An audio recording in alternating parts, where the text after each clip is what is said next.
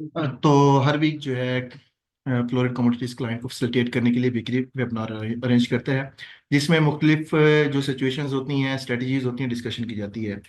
पिछले काफ़ी टाइम से आप जियो पोलिटिकल कंडीशंस को देख रहे होंगे, ऑब्जर्व भी कर रहे होंगे। जैसा कि मार्केट का इम्पैक्ट है, कल की मार्केट की मूवमेंट्स जिसमें काफ़ी ज़्यादा इन्वॉल्वमेंट है जियो पोलिटिकल इम्पैक्ट्स की। तो इसी पे आज डिस्कशन करेंगे। सबसे पहले हम देखते हैं कि जियो पॉलिटिक्स जो है वो है क्या। इसको अगर हम स्टडी करें ना, जियो पॉलिटिक्स जो है वो किसी भी कंट्री का जो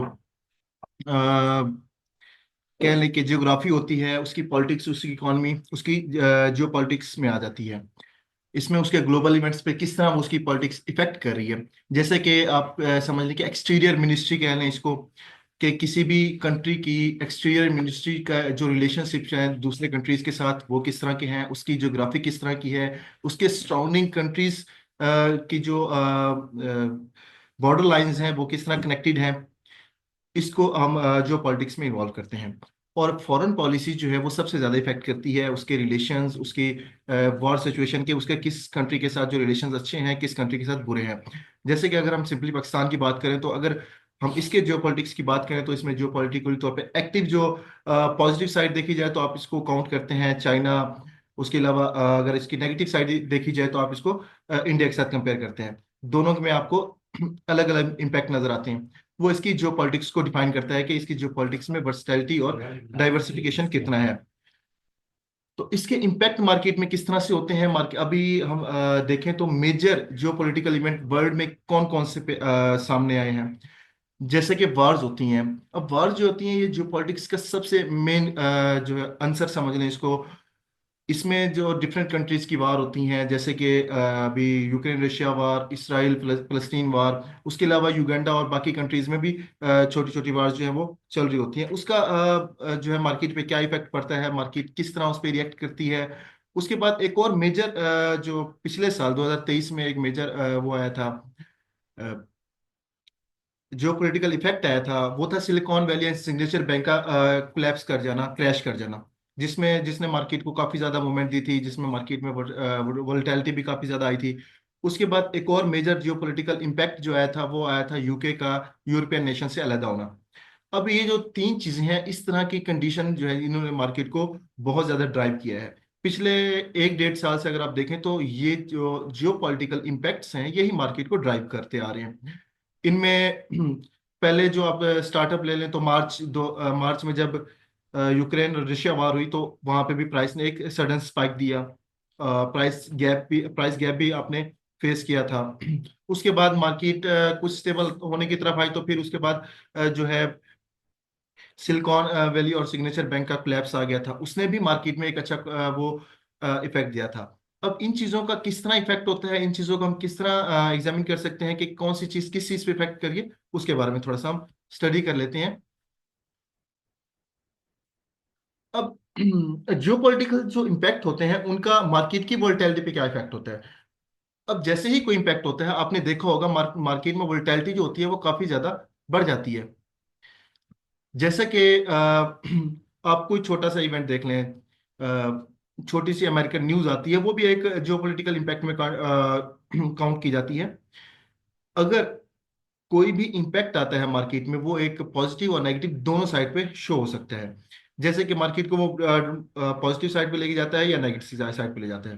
अब कोई भी इवेंट हुआ है, जैसे कि मार्केट में वॉर का सिचुएशन आई, वॉर की सिचुएशन में ये हुआ कि वॉर सिचुएशन में मार्केट में वोलेटिलिटी बहुत ज्यादा आ गई। वोलेटिलिटी की वजह से मार्केट की डायरेक्शन जो है वो कभी कभी अनसर्टन हो जाती है।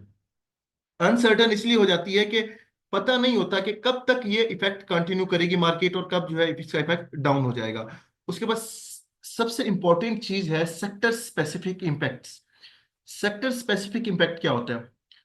अब इसमें है वॉर सिचुएशन में ये सबसे ज्यादा काउंट किया जाता है, जैसे कि डिफेंस हो गया, एनर्जी हो गया, हेल्थ केयर हो गया। अब जब वॉर स्टार्ट होती है तो डिफेंस में इन्वेस्टमेंट ज्यादा हो जाती है। ऐसे स्टॉक मार्केट में अगर कहें तो ऐसे शेयर्स जिसमें स्टॉक्स पे वर्क होता है उसमें आपको ग्रोथ नजर आती है। एनर्जी सेक्टर, अब एनर्जी सेक्टर को भी आपको काउंट करना पड़ेगा। कुछ वार सिचुएशन में एनर्जी सेक्टर जो है वो काफी ज्यादा अपवर्ड मोमेंटम शो करते हैं। जैसे कि अगर हम कहें जब वार स्टार्ट हुई फलस्तीन और इसराइल की, तब मार्केट ने जो है वो सडन एक मोमेंटम शो किया था, और 89 तक मार्केट क्रूड ऑयल की भी गई थी। इसमें ब्रंट ऑयल को भी मूवमेंट मिली थी, नेचुरल गैस ने भी मोमेंटम दिया था। तो जैसे ही फिर मार्केट में जो है वो स्टेबिलिटी आने लगती है, मार्केट जो प्राइसेस हैं वो दोबारा वापस आना शुरू हो जाती हैं। उसके बाद इसका इफेक्ट हेल्थ केयर सेक्टर पे भी होता है। जैसे कि अगर कोई वार चल रही है तो वार में जो है वो हेल्थ केयर सेक्टर जो है वो उसमें इन्वेस्टमेंट बढ़ जाती है, वहाँ पे जो है वो ग्रोथ भी बढ़ जाती है, क्योंकि हेल्थ के मसाइल काफ़ी ज़्यादा होते हैं। तो इस वजह से वहाँ पे गवर्नमेंट की जो स्पेंडिंग होती है ऐसे सेक्टर में वो ज़्यादा हो जाती है। एनर्जी सेक्टर हो गया, डिफेंस सेक्टर हो गया, हेल्थ केयर सेक्टर हो गया, जब इसमें स्पेंडिंग ज़्यादा होती है तो मार्केट जो है वो पॉजिटिव मोमेंटम शो करती है, और बड़ा ज़बरदस्त जो है वो एक वोलेटिलिटी देखने को मिलती है। ठीक है। इसमें कुछ चीजें हैं जो फिर नेगेटिवली इफेक्ट होती हैं। ठीक है, उसमें आपकी रिटेलिंग है वो आपको नेगेटिवली इफेक्ट होती है। कंट्री की जो इमेज है, उसकी टूरिज्म है, वो भी जो है नेगेटिवली इफेक्ट होती है उससे, जो है वो कहीं तो पॉजिटिव फर्क पड़ता है, लेकिन मैक्सिमम जो है कंट्री की इकोनॉमी पे, जो कंट्री वॉर में इन्वॉल्व होता है उसकी इकोनॉमी पे बड़ा स्ट्रॉन्ग नेगेटिव इफेक्ट पड़ता है। अब फ्लाइट टू सेफ्टी में एक चीज आपको ऐड करूं कि जैसे ही कोई बार स्टार्ट होती है, कोई इस तरह की क्रैश न्यूज आती है, तो लोग क्या करते हैं, अपनी इन्वेस्टमेंट को मूव करते हैं। इन्वेस्टमेंट को मूव किस तरह करते हैं कि आप समझें कि आपने इन्वेस्टमेंट की हुई है किसी स्टॉक में, किसी शेयर में। ड्यूरिंग वार सिचुएशन शेयर प्राइसेस जो होती हैं वो गिरने का सबसे ज्यादा खतरा होता है, क्रैश करने का मार्केट का, क्योंकि लोग जो है वो सेफ्टी की तरफ जाते हैं, जैसे कि गोल्ड हो गया, गवर्नमेंट के जो बॉन्ड्स हो गए। लेकिन गोल्ड जो है वो सबसे ज्यादा सेफ हेवन समझा जाता है। जब भी कभी वॉर होती है, जब भी कभी कोई ऐसी सिचुएशन आती है, तो गोल्ड बड़ा स्ट्रॉन्ग अपवर्ड मोमेंटम शो करता है। उसकी वजह ये होती है कि लोग अपनी इन्वेस्टमेंट बाकी शेयर मार्केट से निकाल के गोल्ड की तरफ शिफ्ट कर देते हैं। उसमें जो है गोल्ड की प्राइसेस भी काफी ऊपर चली जाती हैं, और पिछले आप काफी डिकेड्स से देखें तो गोल्ड की प्राइसेस ऊपर की तरफ मूव कर रही हैं। इसमें फिर जो कंट्री वॉर में इन्वॉल्व होते हैं, उसमें जो है इकोनॉमिक डैमेज काफी ज्यादा होता है, और पीसफुल कंट्रीज जितने भी हैं वो काफी स्टेबल चलते हैं। अब जिन कंट्री की इकोनॉमी जो है वो ज्यादा टूरिज्म पे चलती है, ज्यादा जो है वो अपनी इंडस्ट्रियलाइजेशन पे चलती है, तो वो क्या करते हैं, अपना जो फॉरेन रिलेशन है वो मेंटेन करते हैं। वो वार्स की तरफ फोकस कम करते हैं, ताकि वो अपने जो है इकोनॉमी को मजीद स्ट्रॉन्ग कर सकें। जितना ज्यादा पीसफुल इन्वायरमेंट होगा, उतना ज्यादा इन्वेस्टमेंट के लिए वो फेवरेबल होता है, तो लोग जो है वो अपनी इन्वेस्टमेंट उस तरफ ज्यादा लेके जाते हैं। अच्छा, पिछले जितने भी आपको बताऊं, जितने भी इम्पैक्ट हुए हैं, जैसे कि बैंक क्रैश हुआ है, चाहे उसके बाद यूके का यूरोपियन नेशन से अलहदा होना है, या उसके बाद इसराइल यूक्रेन वार है, और इनमें क्या हुआ है कि मार्केट में गोल्ड ने क्या मोमेंटम दी है। अब आप इसको ओवरऑल देखें तो गोल्ड ने हमेशा पॉजिटिव इंपैक्ट ही दी है, क्योंकि गोल्ड को सबसे ज्यादा सेफ समझा जाता है। इस सिचुएशन में गोल्ड को सेफ इसलिए समझा जाता है कि गोल्ड की प्राइसेस जो है वो मेंटेन रहती है, वो आपको लॉस की तरफ नहीं लेके जाता। बाकी शेयर प्राइसेस की अगर बात करें तो वो शेयर का प्राइसेस का गिर जाना, उसमें क्रैश आ जाना, वो काफी ज्यादा आपको देखने को मिलता है ड्यूरिंग वार सिचुएशन या ड्यूरिंग अनसर्टन कंडीशन। चाहे जितना भी अनसर्टेनिटी हो, जितना भी मार्केट जो है वो अनस्टेबल हो, गोल्ड की मार्केट जो है वो पॉजिटिव मोमेंटम शो करती है वार सिचुएशन में। जितना ज्यादा वार फैलती जाएगी, गोल्ड की प्राइसेस उतना ज्यादा तेजी से ऊपर की तरफ जाती जाएगी। चाहे वो, अगर आप पिछले जब से वॉर स्टार्ट हुई है, जब से वर्ल्ड की जो है वो जियोग्राफी चेंज हुई है, गोल्ड की प्राइसेस स्मूथली ऊपर की तरफ जा रही हैं। एक स्ट्रॉन्ग डिकेड से स्ट्रॉन्ग बुलिश ट्रेंड में चल रहा है। इसकी वजह से लोग जो है वो अपनी इन्वेस्टमेंट क्या है, गोल्ड की तरफ लेके आते हैं। अब गोल्ड के साथ साथ बाकी मेटल्स को भी काउंट करना है, जैसे कि सिल्वर है, प्लेटिनियम है, कॉपर है। ये चीजें भी साथ में इन्वॉल्व होती हैं, इनमें भी बड़ा पॉजिटिव इंपैक्ट आता है, ये भी अपवर्ड मोमेंटम शो करती हैं। अब जैसे कि कल का एक छोटा सा इम्पैक्ट है, कल की जो न्यूज थी, एक तो वीकली क्लोजिंग भी थी, और कल जो है वो हमास के जो सरबराह थे उनकी डेथ की वजह से भी एक इम्पैक्ट लिया मार्केट ने, और बड़ा स्ट्रांगली मार्केट ने बुलिश मोमेंटम दिया है। आपने इसको भी ऑब्जर्व किया होगा। और पिछले जैसे जैसे कुछ छोटे छोटे वाकयात होते जाते हैं, मार्केट एक स्ट्रांग बुलिश जो है वो आपको कंसेप्ट प्रोवाइड करती जाती है कि अपवर्ड मोमेंटम शो करती जाती है। अच्छा, जियो पोलिटिकल जब इवेंट्स होते हैं, जैसे कि वार्स हो गई या ट्रेड वार्स भी होती हैं, उसमें क्या होता है, इन्फ्लेशनरी प्रेशर मतलब महंगाई का जो रुझान है वो बढ़ने लगता है।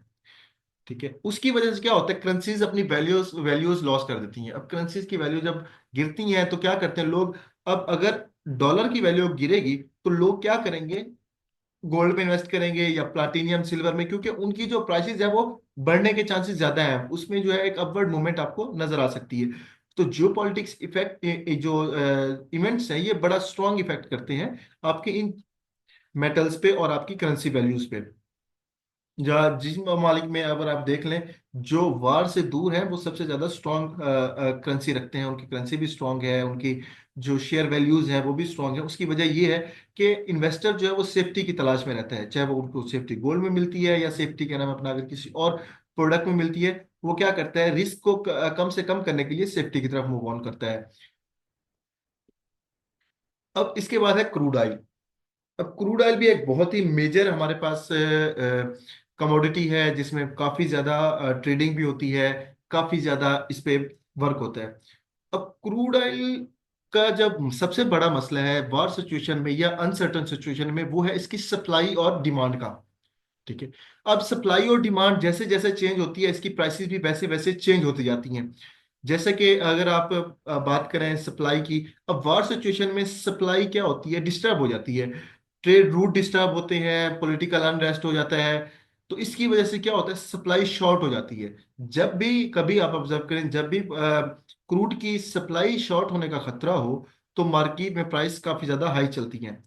उसके बाद सैंक्शंस होती हैं, सैंक्शन जैसे कि ईरान पे सैंक्शंस लगी हुई हैं कि वो अपना जो ऑयल है वो लिमिट से ज्यादा या तो प्रोड्यूस नहीं कर सकता या एक्सपोर्ट नहीं कर सकता। लिमिट्स लग जाती हैं, जैसे कि सऊदी अरब पे भी लिमिट है कि वो एक स्पेसिफिक लिमिट तक ही ऑयल जो है वो माइन प्रोड्यूस करेगा। बाकी जो डिफरेंट कंट्रीज हैं उनकी एक अलग अलग लिमिट है ओपेक की तरफ से। तो जैसे जैसे अगर अनसर्टेनिटी बढ़ती है, वार बढ़ती है, तो वो जो लिमिट है वो कम हो सकती है। सैंक्शंस जो है वो, पाबंदियां जो है वो ज्यादा होती हैं, अगर वो ज्यादा होती हैं तो फिर से सप्लाई डिस्टर्ब होती है। और सप्लाई डिस्टर्ब होने की वजह से क्या हो सकता है कि प्राइसेस जो है वो हाई जा सकती हैं। उसके बाद एक डिमांड का फैक्टर है, सप्लाई एंड डिमांड दोनों, चाहे वो कोई भी चीज हो उस पर दोनों पैरेलल चीजें चलती हैं। अब डिमांड की बात करें तो जितना ज्यादा मेजर ऑयल प्रोड्यूसिंग कंट्रीज हैं, ठीक है, उनकी जो सप्लाई है वो मेजर ऑयल कंज्यूमिंग कंट्रीज की तरफ होते हैं। जितना ज्यादा प्रोड्यूस होगा उतना ज्यादा कंज्यूम भी होना चाहिए। ठीक है, अगर मुल्क की हालात ठीक नहीं है, अगर वॉर सिचुएशन है या मार्शल लॉज लगे हुए हैं या कर्फ्यूज लगे हुए हैं या वॉर सिचुएशन चल रही है, तो मुल्क में क्या होगा, ऑयल जो है वो कंजप्शन कम हो जाएंगी। कंजप्शन कम होने की वजह से उसकी डिमांड कम हो सकती है। जब डिमांड कम होगी तो यही हो सकता है कि ऑयल की प्राइसेस जो है वो, प्रोडक्शन ज्यादा हो जाती है वहां से, और यहाँ से फिर आपको जो प्राइसेस हैं वो काफी ज्यादा डाउन चली जाती हैं। तो डिमांड का फैक्टर अभी काफी ज्यादा, ये सप्लाई और डिमांड का काफी ज्यादा इफेक्ट कर रहा है। जैसे कि अभी आप गोल्ड की प्राइस देखें, तो गोल्ड का लो की, सॉरी, ऑयल का लो की तरफ मूव करना, ऑयल की जो प्राइसिंग है, आप कल भी देखें तो तकरीबन 2-1 डॉलर नीचे आया है, 68 पे है अभी। उसकी वजह इसकी डिमांड का कम होना है। इसकी डिमांड शॉक्स जो है, क्योंकि वर्ल्ड जो है, अगर अब डिफरेंट डॉट्स को मैच करें, इलेक्ट्रिसिटी की तरफ मूव करना, इलेक्ट्रिक व्हीकल्स की तरफ मूव करना, सोलर्स की तरफ, सोलर सिस्टम्स की तरफ मूव करना, हाइड्रो की तरफ मूव करना, तो उसकी वजह से क्या हो रहा है, ऑयल की डिमांड टाइम टू टाइम कम होती जा रही है, जिसकी वजह से इसकी प्राइसिंग में भी बड़ी कमी आ रही है। ठीक है, जब वार स्टार्ट हुई थी तब ये तकरीबन 91 92 तक भी गया था, लेकिन उसके बाद जो है फिर अभी दोबारा अच्छा खासा नीचे आ रहा है, क्योंकि इसकी डिमांड जो है वो उस हिसाब से बढ़ नहीं रही है जिस हिसाब से बढ़नी चाहिए थी। ठीक है, अब इसके बाद हम नेक्स्ट देखते हैं रिसेंट जियोपॉलिटिकल कॉन्फ्लिक्ट, इन पे हम डिटेल में बात करते हैं। अब रशिया यूक्रेन वार हुई है, तकरीबन ये February 22 में स्टार्ट हुई थी। ठीक है, अब इसका बहुत ही स्ट्रॉन्ग इम्पैक्ट पड़ा था। एनर्जी को ले लें, चाहे वो मेटल्स को ले लें, चाहे वो कमोडिटीज को ले लें, उसके बाद हमारी स्टॉक्स को ले लें, तो इसका बहुत ही स्ट्रॉन्ग इम्पैक्ट पड़ा था मार्केट में। और मार्केट में एक सडन मूव दी थी, वो मैं वो मैं आपको अभी शो करवाता हूँ कि मार्केट ने रशिया यूक्रेन वॉर में क्या किया था। अभी हम देखते हैं कि रशिया यूक्रेन वॉर में मार्केट ने मूवमेंट किस तरह दी थी। अब February 22 में वार जिस दिन स्टार्ट हुई थी, उस दिन से लेके तकरीबन आज हाई तक, तो मार्केट ने उस वक्त जो है तकरीबन few days with in a month जो मार्केट ने तकरीबन $300 की मूवमेंट दी थी। $300 की मूवमेंट मार्केट ने दी थी फरवरी से मार्च तक। क्योंकि वॉर का इफेक्ट काफी ज्यादा आया था, तो उसकी वजह से मार्केट ने एक स्ट्रॉन्ग बुलिश ट्रेंड कंटिन्यू किया था। अब ये देख लें कि वॉर किस तरह इफेक्ट करती है। हालांकि मार्केट जो है वो अपने पिछले हाइस को भी ब्रेक किया, वहां पे नए हाइस क्रिएट किए। नए हाइस क्रिएट करने के बाद फिर जो है वो, जैसे वॉर का जो वॉर को इफेक्ट को निग्लेक्ट करने लगते हैं लोग। टाइम एक जब वॉर जो है वो एक स्पेसिफिक पीरियड तक चलती रहती है, तो फिर उसको निग्लेक्ट करना शुरू किया जा जाता है, जब तक कि उसमें कोई बड़ा इफेक्ट ना आए, कोई नया इफेक्ट ना आए। जब तक नया इफेक्ट नहीं आता, पॉलिटिकल इफेक्ट्स को फिर डाउन वो क्या जाते हैं, इग्नोर कर दिया जाता है। जैसे कि रशिया यूक्रेन वार रिसेंट कंडीशन में इग्नोर हुई है, क्योंकि इस टाइम रशिया यूक्रेन वार से ज्यादा बड़ा जो इशू चल रहा है वो फलस्तीन और इसराइल वाला चल रहा है। क्योंकि यहाँ पे डायरेक्टली अमेरिका काफी ज्यादा इन्वॉल्व हो रहा है, यूएसडी इन्वॉल्व हो रहा है, बाकी काफी सारे कंट्रीज हैं जो बैक एंड पे इन्वॉल्व हो रहे हैं, जिसकी वजह से रशिया यूक्रेन वार को और निगलेक्ट किया गया है। अगर हम इसके बाद एक और चीज देखें, इसराइल फलस्तीन कंफ्लिक्ट। अब ये स्टार्ट हुआ था तकरीबन 7 अक्टूबर 2023 को। 7 अक्टूबर 2023 से अब तक अगर आप प्राइस देखें, तो 7 अक्टूबर को अगर आप चेक करें प्राइस क्या थी, और इस टाइम तकरीबन आपकी प्राइस है 2730। ठीक है, 2730 35 गोल्ड इस टाइम चल रहा है। तो इस पे एक बहुत ही मेजर इफेक्ट आया है, पिछले एक साल में मार्केट ने बहुत ही स्ट्रॉन्ग इफेक्ट दिया है। अब अगर हम इसके चार्ट को देखते हैं, इसी वार के बैकग्राउंड में हम इस चार्ट को देखते हैं, तो अगर आप देखें 7 अक्टूबर 2023 को वार स्टार्ट हुई, उसके बाद से गोल्ड ने हर स्पेसिफिक टाइम बाद नए हाइज लगा रहे हैं, नए हाइज बनाए हैं, नई नई जो है वो मोमेंटम क्रिएट किया है। तो एक स्ट्रॉन्ग बुलिश ट्रेंड में अभी तक मार्केट मूव कर रही है। और जब तक अब इस इम्पैक्ट की न्यूज नहीं आती, मैं एक चीज ऐड कर रहा हूं, जब तक क्योंकि ये एक बहुत ही ज्यादा स्ट्रॉन्ग बुलिश ट्रेंड बना हुआ है। एक आप देख लें कि पिछले एक साल से डायरेक्ट ऊपर ही जा रहा है, तो इसमें अब एक स्ट्रॉन्ग न्यूज चाहिए, एक स्ट्रॉन्ग इम्पैक्ट चाहिए इसको नीचे आने के लिए। अगर मार्केट ने नीचे आना है, तो इसको इसी जितना हमास इसराइल की वॉर की न्यूज पड़ी थी, इतना ही बड़ी एक न्यूज और चाहिए इसको नीचे लेके आने के लिए। वरना तब तक ये तकरीबन इस साल जैसे कि एक्सपेक्टेड है $3000 तक ये जा सकता है। अगर ये अगर हम नेक्स्ट वीक की बात करें, तो थोड़ी सी आप कहें कि लिक्विडिटी लेके नीचे से दोबारा ये ऊपर की तरफ कंटिन्यू कर सकता है, जिस तरह की वीकली क्लोजिंग है।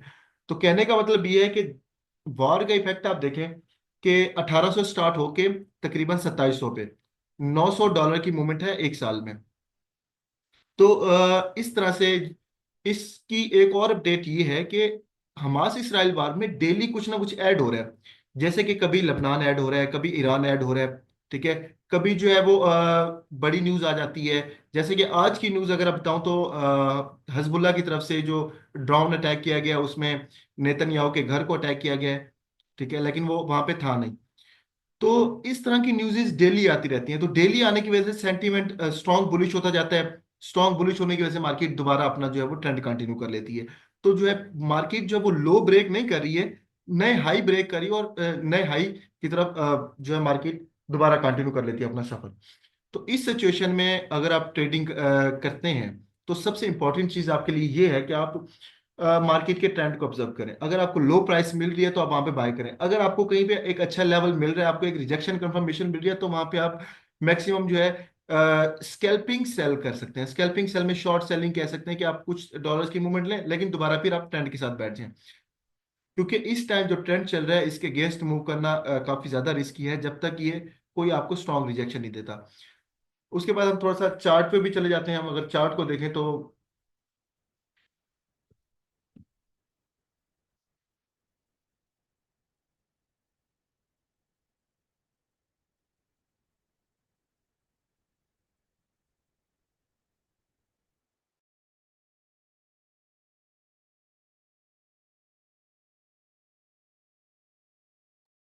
अच्छा, तो अभी हम डे चार्ट ओपन करते हैं। अभी इसमें देखते हैं कि हम 7 अक्टूबर से अब तक का क्या सिनेरियो है। 6 अक्टूबर मार्केट क्लोज हुई, और जब 7 7 को आई थिंक सैटरडे था, तो मार्केट जो है वो तकरीबन गैप से दोबारा ओपन हुई थी, तकरीबन $10 की गैप से। मार्केट ने डे में $10 का गैप ओपनिंग दी थी। उसके बाद से मार्केट ने अपना ट्रेंड कंटिन्यू किया है। तो अभी तक आप इसके ट्रेंड को अगर ऑब्जर्व करें, अगर आप इसके ट्रेंड को ऑब्जर्व करें, तो स्ट्रांगली बुलिश है। अगर आप इसमें एक और चीज देखें, तो कहीं पे लो ब्रेक नहीं हुए हैं। जब से वॉर स्टार्ट हुई है, मार्केट ने अपने लो को जो है वो ब्रेक नहीं किया है। मार्केट ने हमेशा जब भी यहाँ पे इस सिचुएशन में ब्रेक किया है, तो हाई ही ब्रेक किए हैं। जैसे कि अगर आप ये एक अच्छी कंडीशन थी जिसको मार्केट को रिटेस्ट भी करना चाहिए था, जहाँ से मार्केट को जो है वो एक अच्छी रिवर्सल मूवमेंट भी देनी चाहिए थी, लेकिन उसने रिटेस्ट नहीं किया, दोबारा अपना जो है वो ट्रेंड कंटिन्यू किया। उसके बाद यहाँ पे जो है इस एरिया में मार्केट काफी दिन स्टक रही, लेकिन फिर भी मार्केट ने जो है वो ब्रेकआउट जो है वो ऊपर की तरफ दिया है। यहाँ पे भी ऊपर वाला हाई ब्रेक किया है और लो मार्केट ने ब्रेक नहीं किया है। इसके बाद अगर आप यहाँ पे देखें, तो इस एरिया में भी मार्केट ने जो है वो हाई ब्रेक किए हैं। ये वाला एरिया यहाँ पे देखें तो जब तक लो ब्रेक नहीं होते, तो कभी भी ये नहीं कहा जा सकता मार्केट अपना जो है वो ट्रेंड चेंज कर रही है। तो बेहतर ये है कि ट्रेंड के साथ कंटिन्यू किया जाए, और जितना हो सके जियो पॉलिटिक्स को भी समझा जाए। पॉलिटिकल इम्पैक्ट्स जो है उसमें जो है वोलेटिलिटी काफी ज्यादा होती है। उस वोलेटिलिटी वो आपको मिस गाइड भी कर देती है कभी कभी, कि सडन एक स्पाइक आती है जिसकी वजह से आपको लगता है कि मार्केट जो है वो सेलिंग स्टार्ट हो चुकी है, लेकिन दोबारा मार्केट जो है और अपना ट्रेंड कंटिन्यू कर लेती है। आप सेलिंग में शॉर्ट सेलिंग करें, कुछ मोमेंट लें, उसके बाद आप नेक्स्ट कंटिन्यू करें अपनी ट्रेड को। जैसे आपको कोई लो प्राइस मिलती है, जैसे भी मार्केट लो के करीब आती है, किसी भी लो के करीब आती है, तो फिर से आप बाय करें। जैसे कि मार्केट का एक कंसेप्ट भी है कि लो पे बाय करें, हाई पे सेल करें, लेकिन अभी जो है मार्केट का जो है वो टोटल ही जो है बाइंग चल रही है। सेलिंग का कंसेप्ट अभी तक कोई स्ट्रांग नजर नहीं आ रहा है। जब तक एक कंफर्मेशन नहीं मिलती, आप इसमें सेलिंग की तरफ ना जाएं।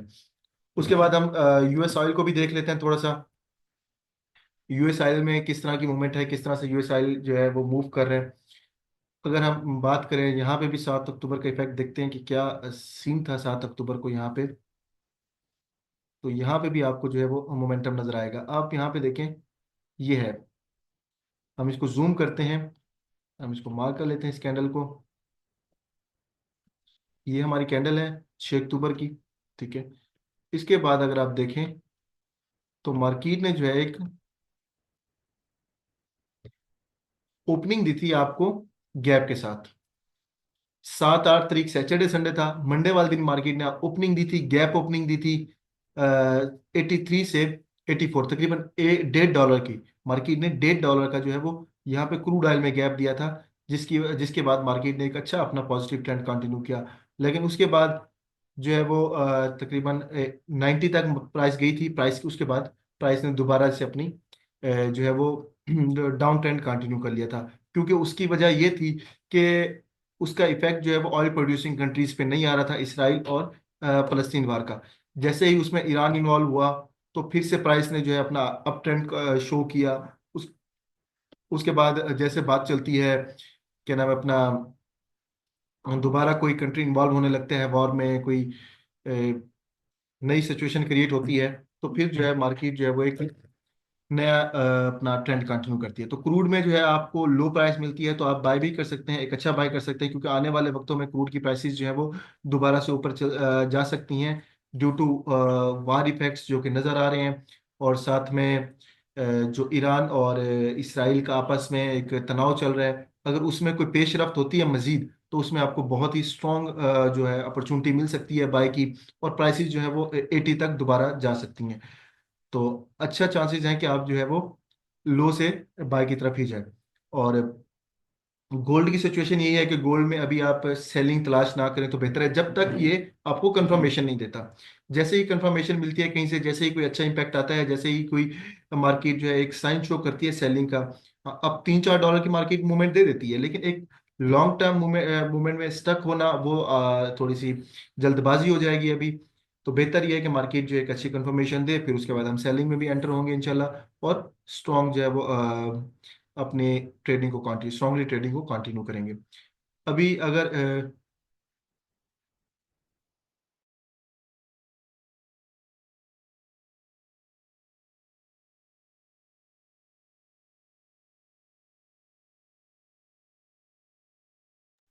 अच्छा, अभी तक हमारी डिस्कशन यहीं पे थी, तो इसके बाद हम क्वेश्चन आंसर सेशन का जो है वो आगाज करते हैं। अगर आपके कोई क्वेश्चन है रिगार्डिंग जो पॉलिटिकल इम्पैक्ट्स और इसके जो आने वाले असरात हैं और रिसेंट सिचुएशन के बारे में कोई भी क्वेश्चन है तो आप जो है चैट बॉक्स में मुझे मैसेज कर सकते हैं, ताकि फिर जो है उसको डिस्कस किया जा सके।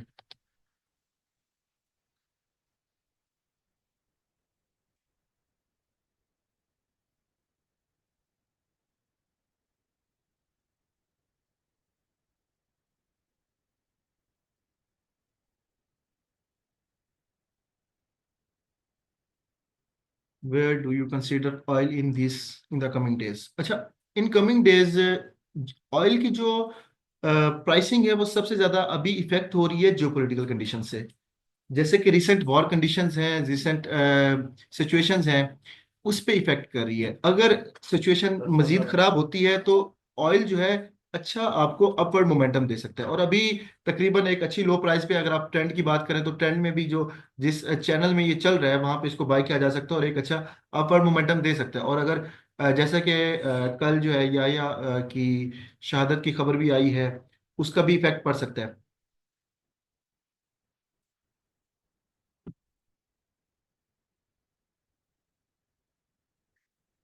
Gold buy streak break.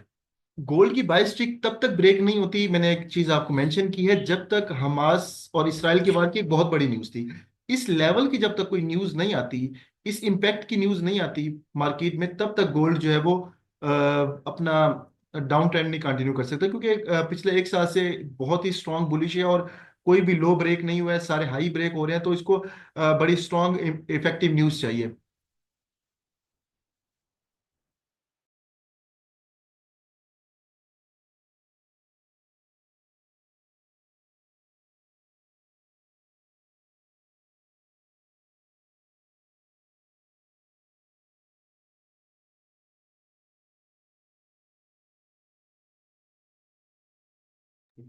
अच्छा, सिल्वर की बात करें, अगर हम सिल्वर की बात करें तो कल जो है सिल्वर ने अपना 12 इयर्स हाई ब्रेक किया है। 2012 में लास्ट टाइम ये इस प्राइस पे गया था और कल गया है। तो इसकी सबसे बड़ी वजह ये है कि मेटल जो है, मैंने पहले भी डिस्कस किया, सेफ हेवन समझे जाते हैं, मेटल्स को सेफ हेवन समझा जाता है। और उसके बाद सिल्वर जो है वो इंडस्ट्रियलाइजेशन के लिए काफी ज्यादा यूज होता है। तो इसकी वजह से चाइना की इंडस्ट्री की एक्सपेंड की होने की खबरों की वजह से उसमें जो है वो मजीद ग्रोथ आई है। उसके साथ साथ वार में जो है वो भी तेजी आने के चांसेस हैं, उसकी वजह से जो है ऊपर की तरफ मोमेंटम शो कर रहा है। अभी तक तो जब तक गोल्ड और सिल्वर आई थिंक दोनों सेम ही मूव करेंगे। देखते हैं कि जब तक गोल्ड नीचे नहीं आता तब तक सिल्वर के भी कम ही चांसेस हैं। अच्छा, स्टॉप लॉस हर ट्रेड में लगाना चाहिए क्या? मैं स्ट्रांगली रेकमेंड करूंगा कि स्टॉप लॉस के बिना ट्रेड नहीं करें। अगर स्टॉप लॉस के बिना ट्रेड कर रहे हैं आप तो इसका मतलब है आप ट्रेड छोड़ दें। ठीक है, बेहतर है स्टॉप लॉस यूज करें लाजमी, क्योंकि ये आपके अकाउंट को भी सेव करता है। जैसे कि कल की बात करें तो कल जो है बहुत ही ज्यादा अनएक्सपेक्टेड मूवमेंट थी, 12 इयर्स के हाई को ब्रेक किया है सिल्वर ने। अगर स्टॉप लॉस नहीं लगे हुए तो अकाउंट वॉश होने के भी चांसेस हैं। तो बेहतर ये है कि हर ट्रेड में स्टॉप लॉस लगाए जाए। अगर कोई रिकमेंडेशन आपको आती है उसमें भी आपको श्योर करना चाहिए कि अगर स्टॉप लॉस लगा हुआ है तो उसका जो है वो आप लाजमी स्टॉप लॉस को यूज करें। अगर स्टॉप लॉस नहीं लगाएंगे तो आपका अकाउंट का भी खतरा है। मार्केट में अनएक्सपेक्टेड मूवमेंट्स आती रहती हैं, जब भी कोई न्यूज आती है तो मार्केट एक स्ट्रॉन्ग जो है वो मोमेंटम शो करती है, तो उस पर ये होता है कि अकाउंट वॉश होने के चांसेस बहुत बढ़ जाते हैं।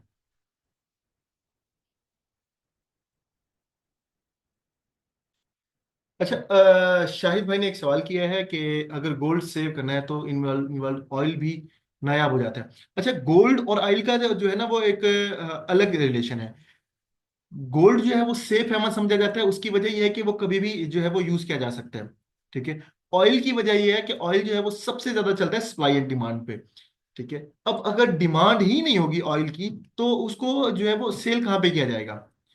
ठीक है। तो इस वजह ऑयल के नीचे आने की सबसे बड़ी वजह उसकी डिमांड में कमी होना। सप्लाई बहुत है, वर्ल्ड में सप्लाई ऑयल की बहुत ज्यादा है, लेकिन असल मसला ये है कि जैसे कि ईवी की तरफ मूव कर रही है वर्ल्ड, जो है इलेक्ट्रिक व्हीकल्स की तरफ मूव कर रही है, साथ में आपने एक और चीज देखी होगी कि सोलर विंड एनर्जी और साथ में जो हाइड्रो एनर्जी है, वर्ल्ड जो है इसकी तरफ मूव कर रही है। जब इसकी तरफ मूव करेगी तो साफ जाहिर है जो ऑयल की डिमांड में कमी होगी। आप खुद देख लें, उसके बाद एक और चीज़ है कि ऑयल की कंजप्शन को कम से कम करने की तरफ जो है वर्ल्ड मूव कर रही है। तो सबसे ज़्यादा जब ऑयल की कंजप्शन कम होगी तो उसकी प्राइसेस जो है वो डाउन होगी। ये सबसे ज़्यादा मेजर इफेक्ट है इसमें।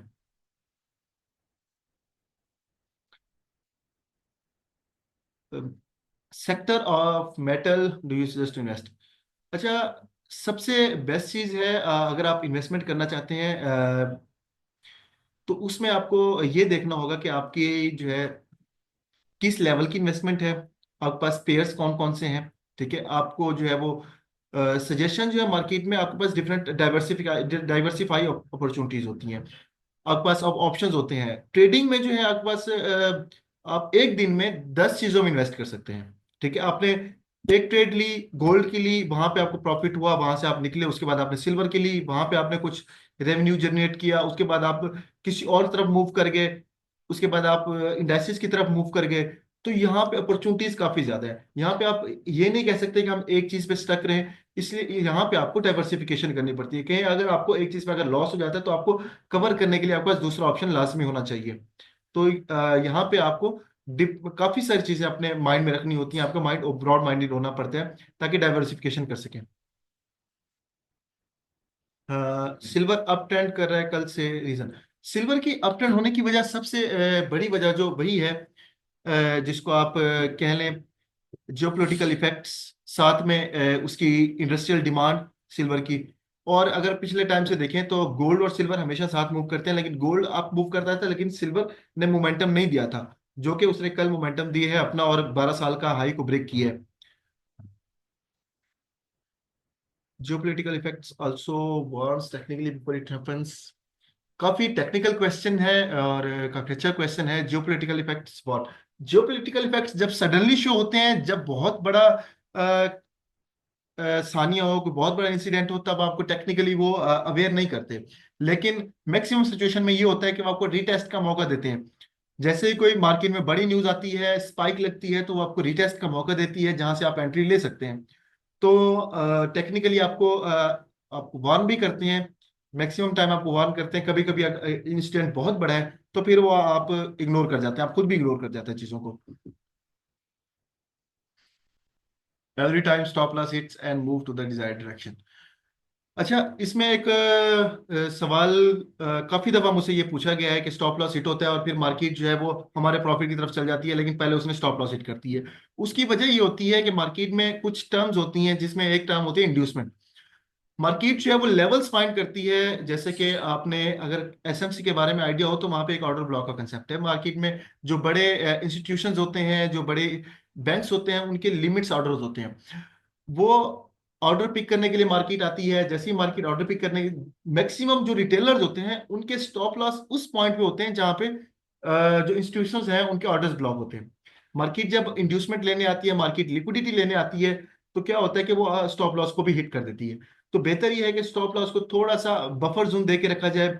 मतलब आप कह लें 3-4 पिप्स का बफर जोन, जहां पे आप रखने का इरादा रखते हैं वहां से 3 to 4 पिप्स थोड़ा सा ऊपर रखना है, ताकि मार्केट अगर आती भी है तो वो बफर जोन से आपको सेफ रख सके। बफर जोन वो आपको सेफ रखेगा स्टॉप लॉस हिट होने से।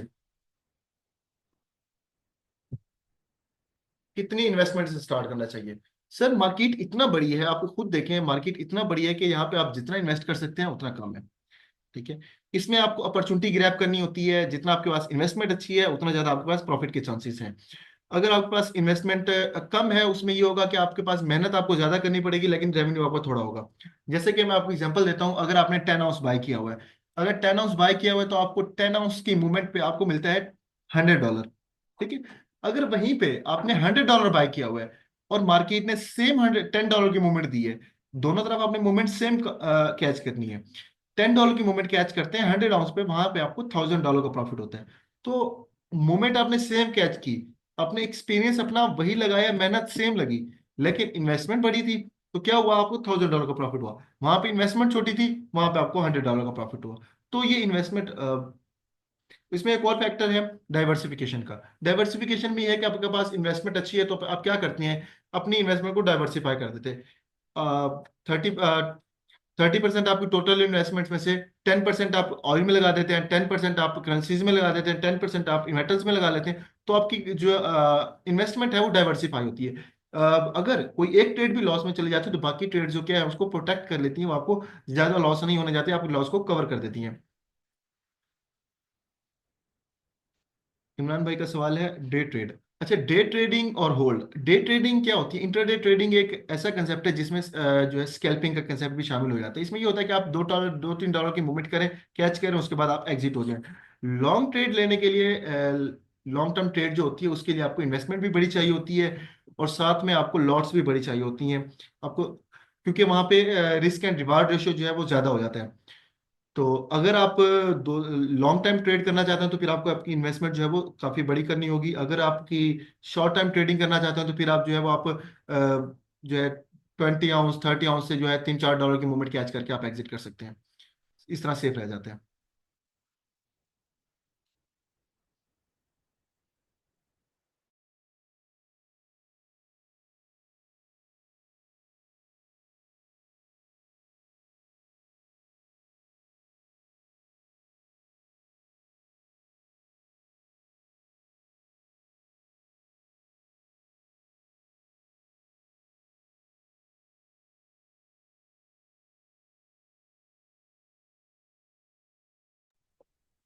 ठीक हो गया। ये था आज का सेशन। काफ़ी अच्छा सेशन रहा, क्यूरीज भी काफ़ी इंटरेस्टिंग थी। तो इंशाल्लाह नेक्स्ट वेबिनार में मिलते हैं। तो जो लेट आए हैं उसमें उसके उनके लिए ये है कि यूट्यूब चैनल पे जो है कुछ कल या परसों तक जो है वो वेबिनार अपलोड कर दिया जाएगा, वहाँ पे आप इसको स्टडी करें, इसको सीखें, और कोई भी क्वेश्चन हो आप जो है अपने जो असाइंड आपके साथ पार्टनर है आप उसे कांटेक्ट करके उनसे पूछ सकते हैं।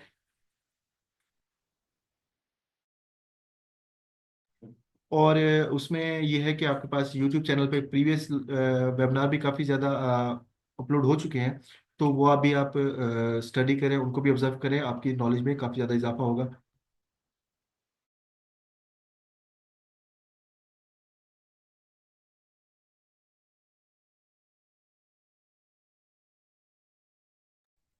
Thank you so much. इंशाल्लाह नेक्स्ट सेशन में मिलेंगे इंशाल्लाह। और अल्लाह हाफिज़, अपना ख्याल रखिएगा। Thank you so much.